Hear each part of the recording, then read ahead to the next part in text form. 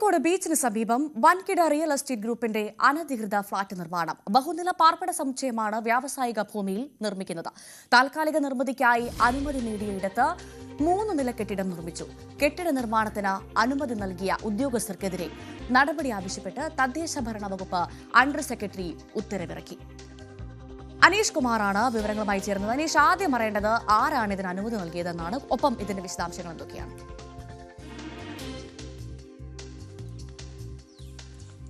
അതീവ ഗുരുതരമായ കുറ്റങ്ങളാണ് ഈ വിശദീകരണം തേടിയുള്ള അല്ലെങ്കിൽ നടപടി ആവശ്യപ്പെട്ടുള്ള അണ്ടർ സെക്രട്ടറിയുടെ ഉത്തരവിലുള്ളത്. നേരത്തെ തന്നെ ഈ ടൗൺ പ്ലാനിംഗ് വിജിലൻസ് വിഭാഗം ഈ കെട്ടിടവുമായി ബന്ധപ്പെട്ട അന്വേഷണം നടത്തിവരികയായിരുന്നു. ഈ അന്വേഷണത്തിന്റെ റിപ്പോർട്ട് സർക്കാരിന് നൽകുകയും അതിന്റെ അടിസ്ഥാനത്തിലാണ് തദ്ദേശ ഭരണ വകുപ്പിൽ നിന്നും ഇത്തരമൊരു ഉത്തരവ് ഇറക്കിയിരിക്കുകയും ചെയ്യുന്നത്. എന്തായാലും അതീവ ഗൗരവമായ പല നിയമലംഘനങ്ങളും ഈ കെട്ടിടത്തിന്റെ കാര്യത്തിൽ ഉണ്ട്. ഒന്ന്, ഈ ടൗൺ പ്ലാനിങ്ങുമായി ബന്ധപ്പെട്ട് ഇൻഡസ്ട്രിയൽ ഏരിയ, അതായത് വ്യാവസായിക അടിസ്ഥാനത്തിൽ ഉപയോഗിക്കുന്നതിനായി മാറ്റിവെച്ചിരുന്ന സ്ഥലമാണ്.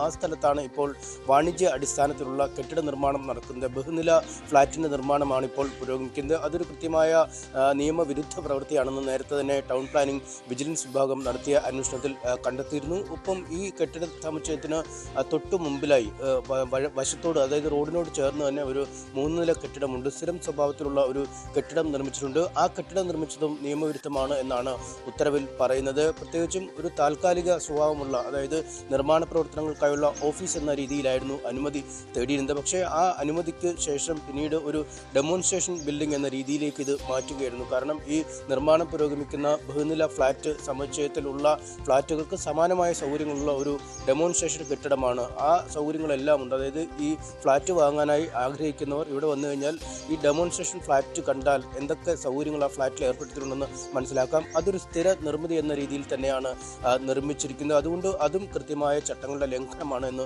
പറയുന്നു. ഒപ്പം തീരദേശ പരിപാലന ചട്ടത്തിലെ ചില ലംഘനങ്ങളും നിർമ്മാണത്തിലെ പ്രശ്നം, അങ്ങനെ പലതരത്തിലുള്ള പ്രശ്നങ്ങളുണ്ടായിരുന്നു. ഇവയൊക്കെ ഈ നഗരസഭയിൽ ഫീസ് ഒടുക്കി അത് ക്രമപ്പെടുത്തുന്ന ചില നടപടികളും ഈ ഫ്ളാറ്റ് നിർമ്മാതാക്കളുടെ ഭാഗത്തുനിന്നുണ്ടായി. അതും ചട്ടവിരുദ്ധമാണ്. അത്തരത്തിൽ നിയമവിരുദ്ധമായി ഫീസ് ഈടാക്കിയ ഉദ്യോഗസ്ഥർക്കെതിരെ നടപടിയെടുക്കണമെന്ന നിർദ്ദേശവും നൽകിയിരിക്കുന്നു. അങ്ങനെ ഇവിടെയാണ് ഒരു വലിയ സംശയം വരുന്നത്. ഇത് അനധികൃത കെട്ടിടമാണെന്നോ താൽക്കാലിക നിർമ്മിതിക്കായി അനുമതി നേടിയ ഇടമാണെന്നോ, ഈ 3 നില കെട്ടിടം അവിടെ ഉയരും വരെ ഈ അധികൃതരൊന്നും അറിഞ്ഞില്ലേ, അവരൊന്നും കണ്ടില്ലേ? ഇത്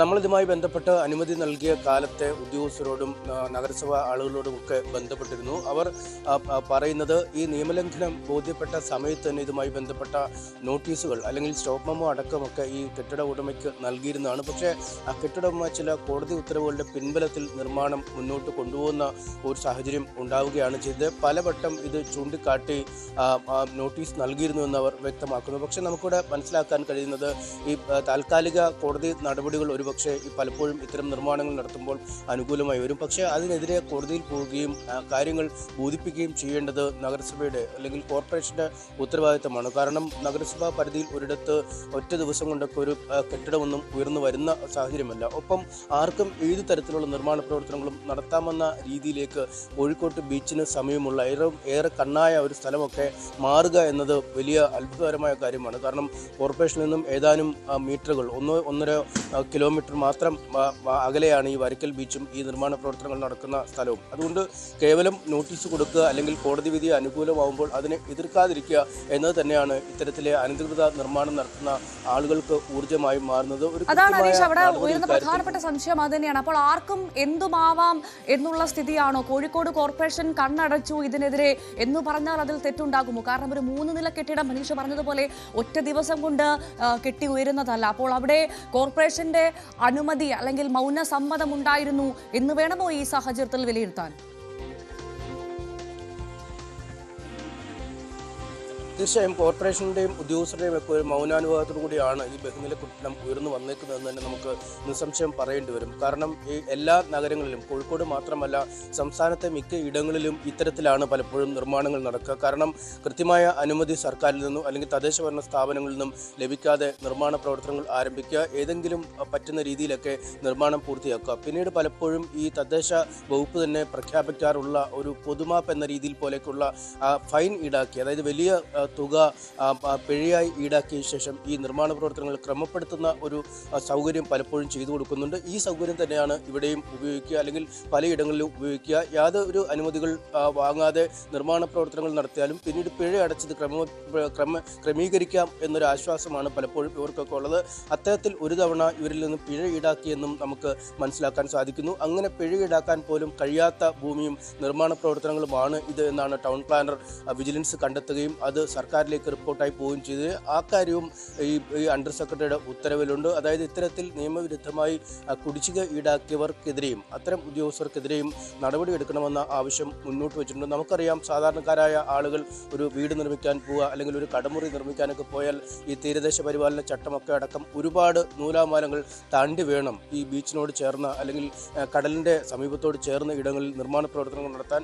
അങ്ങനെയുള്ള ഇടങ്ങളിലാണ് വൻകിട നിർമ്മാതാക്കൾക്ക്, റിയൽ എസ്റ്റേറ്റ് ഉടമകൾക്ക്, ഇടപാടുകാർക്കൊക്കെ ഇത്തരം ഒരു നിയമങ്ങളും ബാധകമല്ലാതെ നിർമ്മാണ പ്രവർത്തനങ്ങൾ നടത്താൻ അനുമതി ലഭിക്കുന്നത്. ഇത്തരത്തിൽ സ്റ്റോപ്പ് മെമ്മോ നൽകിയാലും ആ സ്റ്റോപ്പ് മെമ്മോ കോടതിയുടെ താൽക്കാലിക ഉത്തരവും കൊണ്ട് മറികടക്കാൻ ഇവർക്ക് കഴിയുന്നുണ്ട്. പക്ഷേ ആ ഉത്തരവ് ഒഴിവാക്കാൻ അല്ലെങ്കിൽ ഇതിൻ്റെ കൂടുതൽ മുകൾ കോടതികളിലേക്ക് പോകാനുള്ള നീക്കമൊന്നും പലപ്പോഴും കോർപ്പറേഷൻ്റെ ഭാഗത്തുനിന്നും ഉണ്ടാവുന്നില്ല എന്നതാണ് ഇത്തരം ഈ അനധികൃത കെട്ടിട നിർമ്മാതാക്കൾക്കൊക്കെ വലിയ വളക്കൂറുള്ള മണ്ണായി ഇവിടം മാറുന്നത്. എന്തായാലും അതീവ ഗുരുതരമായ ചട്ടലംഘനങ്ങളാണ് നടന്നിരിക്കുന്നത്. ഇക്കാര്യത്തിൽ ഇനിയെങ്കിലും ഈ കോർപ്പറേഷൻ കോടതിയെ സമീപിക്കുന്ന അടക്കമുള്ള നടപടികളിലേക്ക് നീങ്ങുമോ എന്നറിയേണ്ടതുണ്ട്. എന്ത് വിശദീകരണമാണ് ഈ കുറ്റക്കാരായ ഉദ്യോഗസ്ഥരുടെ ഭാഗത്തു നിന്നും സർക്കാരിന് നൽകുന്നത് എന്നും അറിയേണ്ടതുണ്ട്. അനീഷ, ഇതിന് പിന്നിൽ റിയൽ എസ്റ്റേറ്റ് ഗ്രൂപ്പാണ് എന്നുള്ള ഒരു സംശയം ഉടലെടുക്കുന്നുണ്ടോ? അങ്ങനെ ആയതുകൊണ്ടായിരിക്കില്ലേ ഒരു പക്ഷേ അനീഷ പറഞ്ഞ ഈ നൂലാമാലകളൊന്നും ഇവർക്ക് ബാധകമല്ലാത്തത്? ഏറ്റവും പ്രധാനപ്പെട്ട കാര്യം, ഇതൊരു വ്യാവസായിക ഭൂമിയാണ് എന്നുള്ളത്. ആ വ്യാവസായിക ഭൂമിയിലാണ് ഇപ്പോൾ 3 നില കെട്ടിടം ആരും അറിയാതെ കെട്ടിപ്പൊങ്ങിയത് എന്ന് വേണമെങ്കിൽ പറയാം. അത് താൽക്കാലിക നിർമ്മിതിക്കായി അനുമതി തേടിയതാണ്. ഇനി ഇത് സ്ഥിരം നിർമ്മിതിക്കായുള്ള അനുമതിയായി മാറുമോ അനീഷ? അങ്ങനെ സംശയിച്ചാലും അതിൽ തെറ്റു പറയാൻ സാധിക്കില്ല അല്ലേ?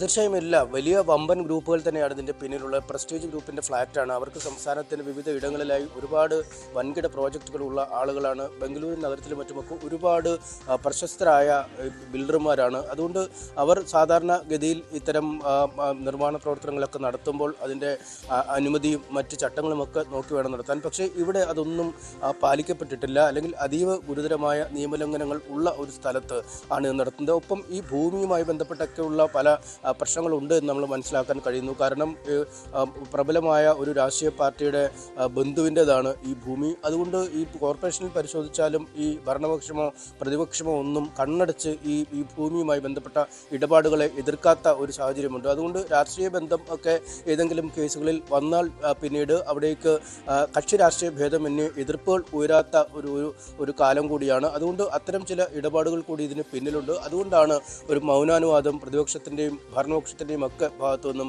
ഈ നിർമ്മിതിക്ക് ലഭിക്കുന്നതെന്ന് നമുക്ക് പറയേണ്ടി വരും. എന്തായാലും അങ്ങേയറ്റം ഒരു മോശം പ്രവണതയാണ്. കാരണം ഒരു തദ്ദേശഭരണ സ്ഥാപനത്തിൻ്റെ പരിധിയിലുള്ള ഇടത്ത് അവിടെ വ്യാവസായിക അടിസ്ഥാനത്തിലുള്ള നിർമ്മിതികൾക്ക് വേണ്ടി മാത്രം മാറ്റിവെച്ചിരിക്കുന്ന ഒരു ഇടത്ത് അവിടെ ഒരു പാർപ്പിട സമുച്ചയം, ബഹുനില പാർപ്പിട സമുച്ചയം നിർമ്മിക്കുമ്പോൾ അതിനെ എതിർക്കാതിരിക്കുക എന്നത് തന്നെ വലിയ ക്രമക്കേടാണ്. ഒപ്പം ഇത്തരം നിർമ്മിതികൾ ഉയർന്നു വന്നാൽ നാളെയും മറ്റുള്ള സാധാരണക്കാർക്കും അല്ലെങ്കിൽ മറ്റുള്ള ഇത്തരത്തിലെ നിർമ്മാതാക്കൾക്കുമൊക്കെ തോന്നും ഒരു ഭൂമിയിൽ എന്തെങ്കിലും തരത്തിലൊരു നിർമ്മാണ പ്രവർത്തനങ്ങൾ നടത്തട്ടെ, നാളെ ഒരു സമയത്ത് കോടതിയുടെ ഒരു അനുകൂല ഉത്തരവോടുകൂടിയോ അല്ലെങ്കിൽ ഒരു ക്രമപ്പെടുത്തൽ എന്ന സർക്കാരിൻ്റെ ഒരു പദ്ധതിയുടെ കീഴിലോ ഒക്കെ ഇത് നിജപ്പെടുത്താൻ കഴിയും, വലിയൊരു തുക നൽകിയാൽ പോലും അത് നിജപ്പെടുത്തി ഉപയോഗിക്കാൻ കഴിയും എന്നൊരു തോന്നൽ ഈ നിർമ്മാതാക്കൾക്കുണ്ടാക്കും. അത് വലിയ ദോഷമൊരുത്തുന്ന കാര്യമാണ്. അതുകൊണ്ട് തന്നെ ഇക്കാര്യത്തിൽ കോർപ്പറേഷൻ ഇനിയെങ്കിലും നടപടി സ്വീകരിക്കുമെന്ന് പ്രതീക്ഷിക്കാം. എന്തായാലും ഈ അനുമതി നൽകിയ ഉത്തരവാദികൾ ഇനി ഉത്തരം പറയേണ്ടി വരും.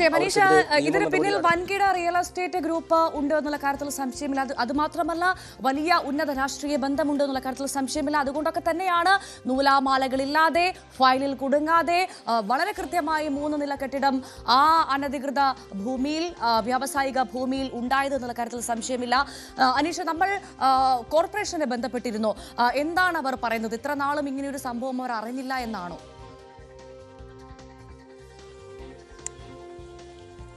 കോർപ്പറേഷൻ നമ്മൾ ബന്ധപ്പെട്ടിരുന്നു. അവർ പറയുന്നത് ഈ താൽക്കാലിക ഒരു ഓഫീസ് കെട്ടിടം നിർമ്മിക്കുക എന്ന ഒരു ഉദ്ദേശത്തോടു കൂടിയാണ് കോർപ്പറേഷനിൽ നിന്നും അനുമതി വാങ്ങിയത്. അതിനുശേഷമാണ് ഈ 3 നില കെട്ടിടം, അതായത് സ്ഥിരം സ്വഭാവത്തിലുള്ള കോൺക്രീറ്റും സിമെൻറ്റും ഒക്കെ ഉപയോഗിച്ചുള്ള ഒരു സ്ഥിരം നിർമ്മിതി എന്ന രീതിയിലേക്ക് ആ കെട്ടിടം മാറ്റിയത്. അതുകൊണ്ട് അതിന് ആ നിർമ്മാണ ഘട്ടം കഴിഞ്ഞപ്പോൾ തന്നെ, അല്ലെങ്കിൽ ആ ഘട്ടത്തിൽ തന്നെ നോട്ടീസ് നൽകിയിരുന്നു, സ്റ്റോപ്പ് മെമ്മോ നൽകിയിരുന്നു, നിർമ്മാണ പ്രവർത്തനങ്ങൾ നിർത്തിവെക്കണമെന്ന് ആവശ്യപ്പെട്ടിരുന്നു. എന്നാൽ പിന്നീട് അവർ കോടതിയിൽ നിന്നുള്ള ഒരു സ്റ്റേയുടെ ഉത്തരവിൻ്റെ പിൻബലത്തിലാണ് ആ നിർമ്മാണം പൂർത്തിയാക്കുകയും അവിടെ ഇപ്പോഴും പ്രവർത്തിച്ചു കൊണ്ടിരിക്കുകയും ചെയ്യുന്നത്. എന്നാൽ ഈ സ്റ്റേ മാറ്റാൻ, അല്ലെങ്കിൽ നിയമവിരുദ്ധമായ ഒരു കാര്യമാണ് എന്നത് കോടതിയെ ബോധിപ്പിക്കാൻ, അല്ലെങ്കിൽ ഈ നിർമ്മാണം ഉപയോഗിക്കരുത്, അല്ലെങ്കിൽ ഈ നിർമ്മാണം പൊളിച്ചു നീക്കണമെന്ന് ആവശ്യപ്പെടാൻ എന്തുകൊണ്ട് പിന്നീടുള്ള നടപടികൾ സ്വീകരിച്ചില്ല എന്ന ചോദ്യത്തിന് കൃത്യമായ ഒരു ഉത്തരം കോർപ്പറേഷൻ്റെ ഭാഗത്തുനിന്നും ഉണ്ടായിട്ടില്ല. അവർ കോടതിയെ പഴിചാരിയാണ്. അതായത് കോടതി ഒരു അനുകൂലമായ ഒരു ഉത്തരവ്, ഇടക്കാല ഉത്തരവ് നൽകിയിരുന്നു. ആ ഉത്തരവിൻ്റെ പിൻബലത്തിൽ നിർമ്മാണ പ്രവർത്തനങ്ങൾ മുന്നോട്ട് നടക്കുന്നു, ഇപ്പോഴും ആ കെട്ടിടം ഉപയോഗിക്കുന്നു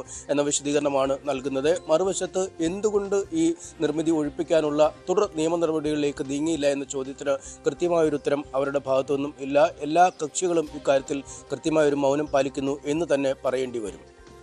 എം എസ് അനീഷ് കുമാറാണ് വിശദ വിവരങ്ങൾ നൽകിയത്.